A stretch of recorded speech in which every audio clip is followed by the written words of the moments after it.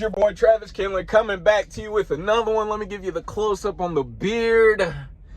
Just combed it. Oh, man, I'm in Las Vegas. I just paid $21 for a parking spot. You know what they gave me? A free water bottle. Shocked me. Maybe I didn't pay for my last reserved parking spot. Last time I was here, I parked over there near that other blue Peterbilt. But maybe I didn't pay. Oh, that's a Landstar driver too. Funny. Anyway, but maybe I didn't pay for my parking spot last time, or they just started the water bottle thing, because I do not remember the water bottle thing. Okay, I'm going to tell you a few random things, and then we're going to jump on topic. First thing is, they take your information for the parking spot. They want to know kind of truck, color, DOT number, yada, yada, yada, yada, yada. You know, this man had the nerve to say, he was like, what color is your truck? Gray. And then he asked me something else, and I was like, yeah, 2003 or whatever. And he said, Freightliner? No, dog.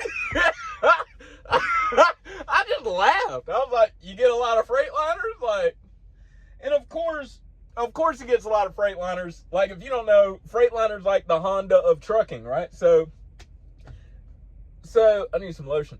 But, so it's like, dude, are you serious? You just gonna be like, Freightliner? No, B-Dog. Peterbilt, cuz. Don't do that. Do not do that. So that was funny. Talked to a guy in line. He heard me say Landstar Ranger. Talked to a guy in line. He was like, how you like Landstar? I was like, man, I like it a lot, man. It's really great. He's like, cool. And then I told him the Freightliner joke because I thought it was hilarious. You know, I was like, do you drive a Freightliner? Make sure he thought it was funny too. He's like, no, a Max. I was like, so you get it, man. You get it. Then we talked about how he used to drive a T680. I used to drive a 579. We talked about the fact that both trucks had all disc brakes around. It was a nice thing. But got a free water bottle, and I walked out, and I said, well, isn't that nice, dude? They kind of rip you a new one on the price for the parking spot.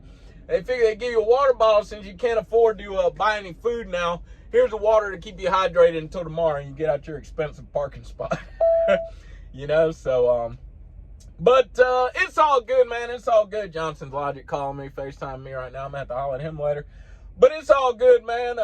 Parking's it's not that expensive. It's $21, but usually it's like $14 or $12 to park. So I'm like, well, at least he gave me a water bottle to survive since I can't afford food now, you know.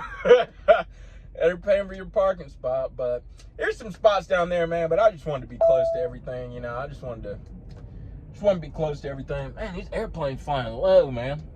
Airport's pretty close. Anyway, let's talk about leasing so I can FaceTime Ross Johnson back. So, Asian Mai, approximately 2 weeks ago, interviewed Trucker Brown, and title of the video was something along the lines of like exposing Swift, Kringlin. I call him Kringlin, CR England. Exposing Swift, Kringlin, and all the leasing people, and the word scam was used somewhere in the description or in the thumbnail or maybe in the video, something of that nature. I polled you all to see what you guys thought. Is leasing a scam? What do you think? You guys responded to that. I appreciate it. Let's talk. First, I'd like to preface the conversation with, hey, Trucker Brown, if you ever catch this video, number one, I want you to know I got a lot of respect for you. Been in the industry so long. I only have almost 2 years in the game. You got a lot of time in the industry. You got a lot of time on social media with the YouTube community or social media in general. I remember you mentioning you were on TikTok, things of that nature. Just want to know, I got a lot of respect for you. I've listened to a handful of your videos at least, and appreciate the fact that you're a logical person. I can tell you're a guy who likes to learn. You look at documentaries, so I appreciate that, right? I think that's awesome, man. I actually agree with a lot of the things you said regarding leasing. However, I've got just a slightly different opinion I wanna present, okay? Because what Trucker Brown said, a lot of what he said, another buddy of mine also said. And I'll summarize what I'm responding to is that a lot of these companies are ready to hand a lease contract to anybody, okay? If you got 2 weeks of work experience in McDonald's, they'll give it to you. If you were homeless with no job experience, they'll give it to you. If you're 21 and a half years old coming out of your mom's house and you haven't moved out yet, they'll give it to you. No business class, almost failed high school, they'll give it to you. Don't know how to manage money, they'll give it to you. They're ready to slide that lease contract to you, cross that desk so you can sign that paper. It's essentially what he stated. And number one thing he stated that I really agree with, that I want to lay on the table, because I've had some followers say, hey, Travis, you're always talking about leasing, you're always talking about owner-operator stuff, but you never talk about the company driver. I do not consider leasing or being an owner-operator to be a step up. I consider it to be a different option. A friend of mine who I kind of introduced into the trucking industry, he's the one who initially presented this idea to me. I was like, man, he's making a whole lot of sense what he's talking about right now. That people present leasing like it's this rung up the ladder.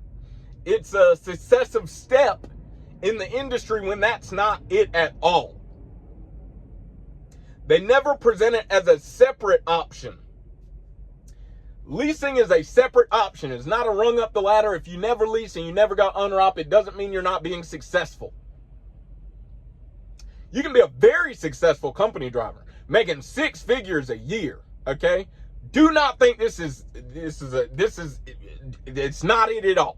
You can be a very successful company driver, bringing home the exact same money that an owner-operator brings.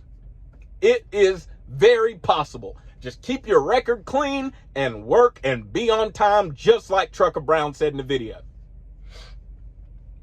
Now, let's talk about how people slide the contract across the desk. I've heard from Trucker Brown and from my other buddy, Mike, Madman, about how, they slide these contracts. They don't tell you about the taxes. They don't tell you about the health insurance, how you going to get it. They don't tell you about, when you go home, you got to make your payment. They don't tell you about yada, yada, yada, yada, yada. There's a whole list of things that we can say they don't tell you about.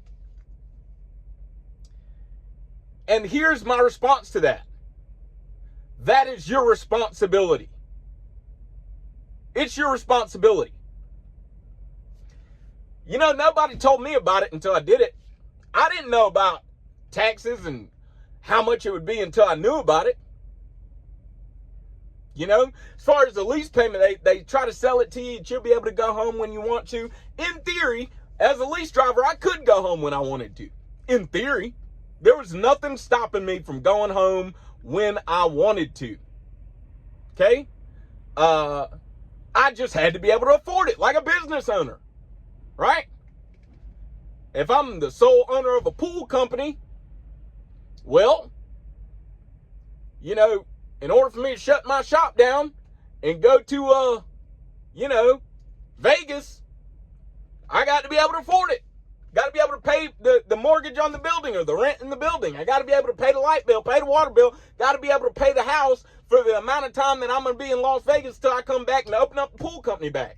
Some of those things, in my opinion, are common business sense. And number two, you have a responsibility. Let's not act like we're victims because so many people fail in leasing simply because, they didn't know. A lot of things I didn't know until I knew. But it was my responsibility to go out there and find out what I didn't know. My responsibility to find a CPA. My responsibility to find out what I needed to do to ensure that these deductions can be deducted from my total tax bill. And if I'm audited, I have all of my T's crossed and I's dotted. My responsibility. My responsibility to find out, the average revenue I could make before I came to Landstar. Right? Could I afford it? My responsibility is to set up a business model that can survive in any market. Nobody else's. My responsibility. Can't put that on somebody else. Right? If we follow the same logic of they slide these contracts and, they've never had these experiences and et cetera, and so on. And that's why people are failing. It's like they're setting them up to fail. Did they read the contract?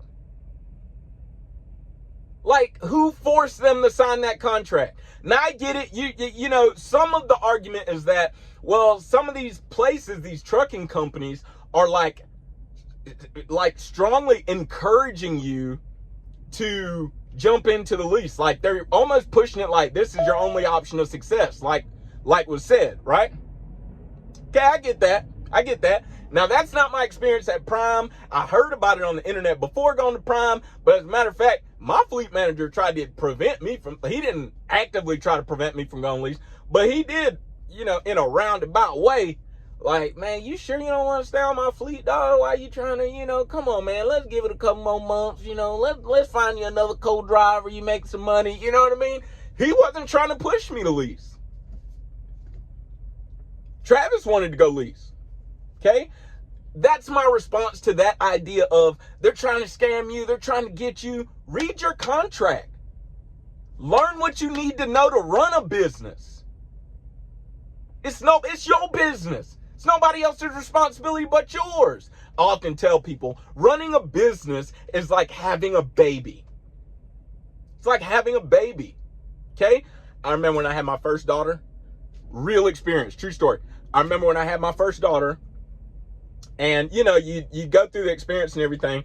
And then when it's time to go home, the nurses, they walk you out and, mom's in a wheelchair holding the baby and dad's got the bags all on his shoulders. You know what I mean? And y'all are walking to the door or whatever. And you're like, okay, let me go get the car. And you go get the car and you pull it up to the curb. And you're like, okay, bet. And then, mom gets in the car, baby's in the car, everybody's in the car. And the nurse is like, all right, y'all, see you later. And then it was like I had this sudden realization, like, hold up, she finna just leave us by ourselves with this kid? Like, do she know we never did this before? You know what I mean? Like, what we supposed to do? How we supposed to? And then the whole ride home, I'm freaking out, like, oh, snap, watch the car, don't get no wreck, And from then on, that's your baby. That's your baby. That baby colic, you better know what to do or find out what to do. You can't call 911 for an ambulance for some colic. Huh? See what I'm saying? You got to find out. You Googling, baby's doing this. What should I do? Rash, what medication do I need? What kind of ointment do I need? You Googling, you learning. You got baby books. You figuring everything out. You figuring it out as you go. Figuring it out as you go and putting your best effort forward for the survival of the baby. You want the child, the human, the person to survive. Your business should be the exact same way. And what Trucker Bound, what I think he's saying, is that if you're not ready to commit to the survival of a person, an entity, then don't lease. Because yes, indeed, you're setting yourself up for failure. And don't blame it on the company for trying to get you, convince you, persuade you. Either stand your ground. You want to be a business owner or you don't. Don't sign a contract if you don't know what it means. Come on, man. You don't have to be, you don't need an undergrad. You don't need a graduate degree to find out not to sign a contract if you don't know. My mama taught me that when I was a kid. Don't sign nothing you don't know what you're signing. All I'm saying is, let's remove some of the responsibility from the trucking company, right? Trucking company don't tell you about, right? Mike, I've heard this argument a few times. Trucking company don't teach you how to do the taxes. Trucking company don't tell you this. They're a trucking company. They're not a tax education company. It's not their responsibility to tell you about the taxes. That in Prime's case, that's Abacus's responsibility. They're actually a tax company. Okay? I mean, right? My English teacher didn't teach me to do my personal taxes. Right? See what I'm saying? It's not the trucking company's responsibility. It's not their responsibility. But you, as the person thinking about opening a business, it is your responsibility to know that information. Let's take the blame off the trucking company and put it on our own shoulders. That's all I'm saying. That's all I'm saying. I just think, I've heard it too many times, but we never talk about the person who failed and why they failed. Things don't just happen to us as people. We put ourselves in positions for things to happen. So let's talk about what we did to put ourselves in those positions where we spent our tax money. How did you put yourself in the position to spend up your tax money? I mean, information, there's no scarcity on information. Information is flowing so freely in this age, and it's so readily available. There is no excuse for you not to know anything you don't need to know. There's no excuse. I'm just keeping it 100, right? There are some leasing situations where the contract is written in a manner where it is probably not going to benefit you. I won't call it a scam because it's in the contract. If you read the contract before you sign it, you're going to know. If you ask people questions who know more than you, if you seek out wise counsel, you're going to know. But if you don't do that, that's on you, man. You didn't make an effort to even try to find out anything. Be a totally different ball game if you ask questions and things of that nature and you were lied to, you were deceived. But if it's just because of ignorance, ignorance is not on the trucking company's shoulders. Ignorance is on the business owner's shoulders. Another example, you buy a house, right? You don't get it inspected. You don't ask questions like, hey, why does the roof look like it's sagging right there? You don't ask how old the HVAC unit is. You just sign the contract. Then afterwards, you realize your interest rate is like 17.5%. The HVAC unit is falling apart. Termites under the foundation of the house. All of that stuff is stuff you could have found out prior to contract, prior to closing. All of that is stuff you could have found out prior to closing. If you own a house, you know what I'm talking about. How we going to put that? I can't call the agent then and say, you did me dirty. I can't call the person who sold the house and say, you did me dirty. Yo, I was just trying to sell my house. The fact that you didn't ask the right questions is not my fault, okay? I was just trying to sell a house. I told you it was sold as is. I don't know why you say I'm dirty for doing what? Selling my house? Trucking companies in the business of moving freight. People who lease trucks are in the business of leasing trucks, okay? They are not in the teaching business. It's not their responsibility to teach you how to run a business. You want to learn how to run a business? Take a business class. Don't expect the trucking company to do it to you, okay? Now, while I'm on this note, and we finna shut this down, in the interview they did, it's a great interview. Trucker Brown brings up some strong points, but some of them I just don't agree with. That's all I'm saying. Some of them I just don't agree with. There's a way to make it as a lease driver, but you need to be business minded, just as he said, and you need to have you need to have a desire to want to run a business. Not somebody persuaded you during orientation, just like Trucker Brown said, but you need to have some sort of desire to run a business. And if that business fails, don't point the finger to the trucking company or anybody else. Point the finger to you and say, how did I get myself in this position? And what do I need to prevent myself from ever being in this position again? Whether it is being a company driver or whether it is being more wise with your finances or whatever the case may be. But I never hear people say anything about the responsibility of the person who signed the contract. That's all I'm saying. I'd never hear anybody say anything about the person who signed the contract, their responsibility, how they're not going out and seeking information, how they're not going out to learn about financial literacy, considering their background and where they came from. They didn't know anything about saving money. They come from homelessness. How they're not. I never hear anything about the responsibility of the driver. Like they're just sheep among wolves and the wolves are eating them up. No way, man.